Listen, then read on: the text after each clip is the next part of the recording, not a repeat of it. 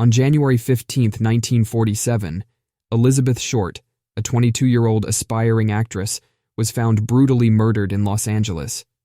Her body was cut in half, and a ghastly smile was carved into her face. The murder mystery has remained unsolved for the last 76 years, and even today the police are searching for the culprit who committed this murder. The case has been investigated by many intelligent police officers, detectives, and even the FBI, but none have been able to solve it. The identity of the murderer remains a mystery, even after 76 years. This story is different in itself because during the investigation of this case, about 75 people came to the police at different times and said that they had committed this murder. There are very few such cases in the world which were given so much attention by the media that this news kept getting published on the front page of every newspaper for 4 consecutive months. The murder of Elizabeth Short, also known as the Black Dahlia, is one of the oldest cold cases in Los Angeles. Her life and death have been the basis of numerous books and films, and her murder is frequently cited as one of the most famous unsolved murders in U.S. history. At 10 a.m. on January 15, 1947, Betty Bersinger, a local housewife, was walking down Norton Avenue in Los Angeles when she saw something disturbing in an empty lot on the street.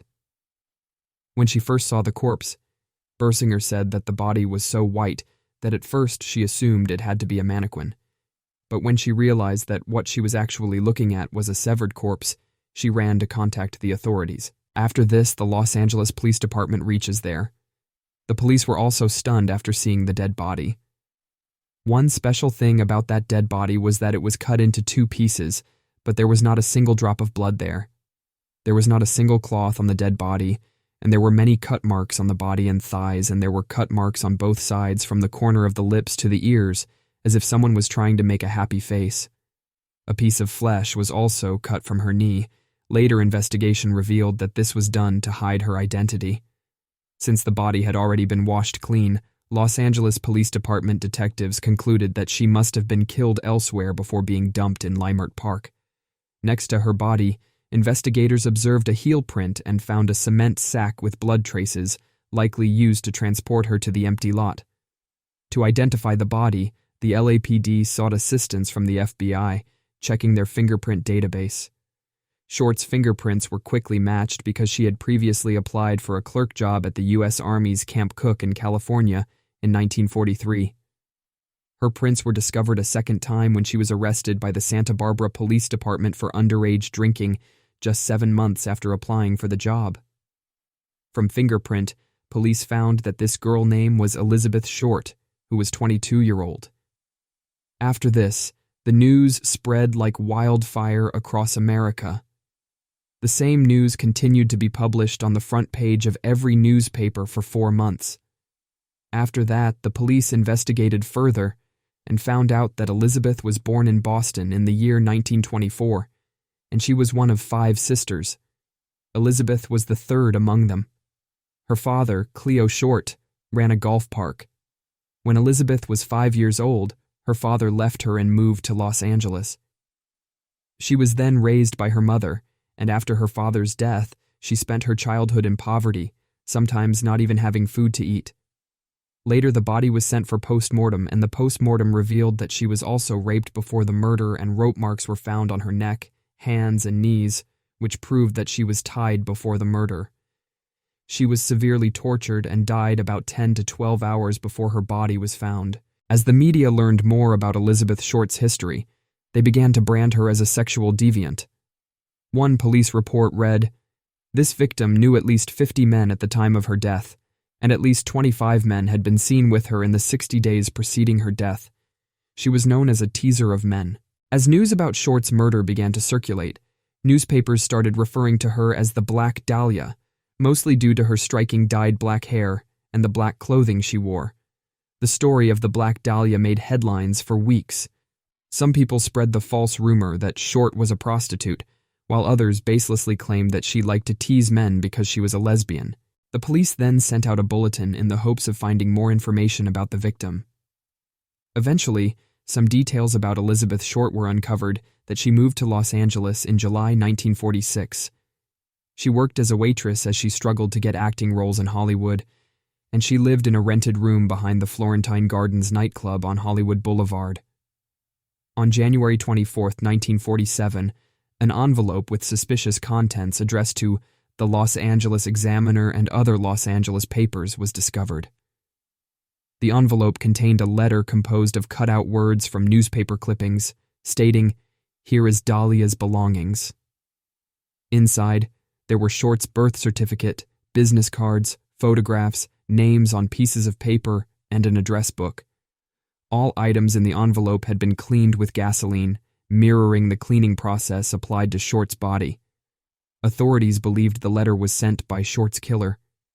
Police reached out to around 75 men from Short's address book, but most claimed only brief acquaintanceship with Short. Due to the precise cuts on Short's body, suspicions arose that the killer might have had a medical background.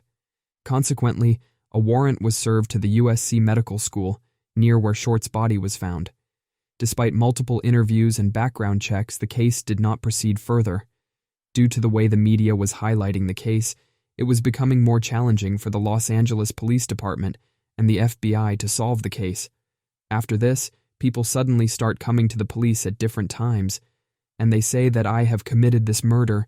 The police also think that now this case will be solved.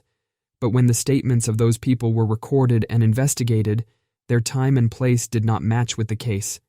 And then later, the police had to release those people. About 75 such people came to the police. Later it was revealed that they had come just to become popular and to get their picture published in the newspaper, and investigation was going on. After over 76 years, the Black Dahlia murder case remains open, but in recent years, a couple of intriguing and chilling theories have emerged.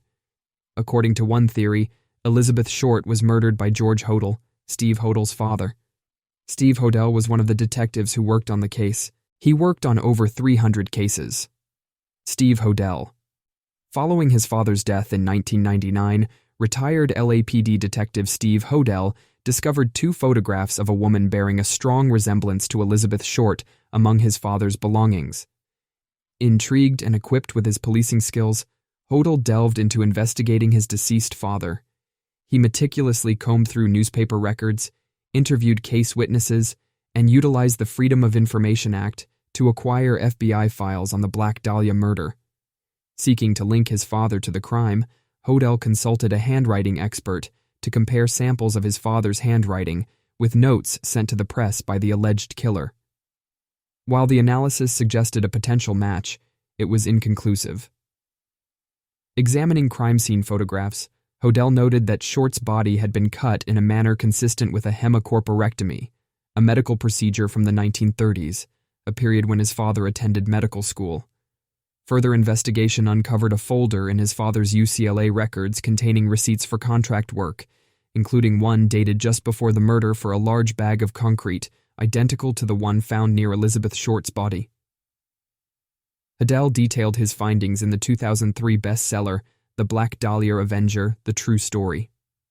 While fact-checking, Los Angeles Times columnist Steve Lopez unearthed official police files indicating George Hodel was one of 6 prime suspects in 1950. Surveillance of Hodel's house revealed an intriguing conversation. "Suppose I killed the Black Dahlia. Now they couldn't prove it. They can't talk to my secretary anymore because she's dead." Despite this unsettling revelation, suggesting George Hodel's involvement in Short's murder, the Black Dahlia case remains officially unresolved. Steve Hodel, however, continues to investigate his father, claiming to have uncovered details of numerous other potentially connected murders, portraying George Hodel as not only the Black Dahlia killer, but also a disturbed serial killer. Subsequently, the police closed the case, unable to reach any conclusions. After a few years, the case underwent reinvestigation, but all efforts proved futile as the evidence, letters sent by the killer to the police, and recordings mysteriously vanished from the police department in a cinematic fashion. Although LAPD corruption was widely discussed during that period, the true identity of the culprit remained unknown. Now, almost 76 years later, the police are still awaiting the murderer's identification. The Black Dahlia case is one of the few in American history that remains unresolved. I'm sure this story has left you puzzled, so share your opinion on who you believe the Black Dahlia's murderer might be in the comments. That concludes today's story. I hope you enjoyed it. If you did, please like the video. If you're new to this channel, consider subscribing. And if you enjoyed the story, share it with your friends and family. Don't forget to click on the bell icon to receive updates on every upcoming story so you don't miss any. I'll see you in the next story. Take care, and thank you so much.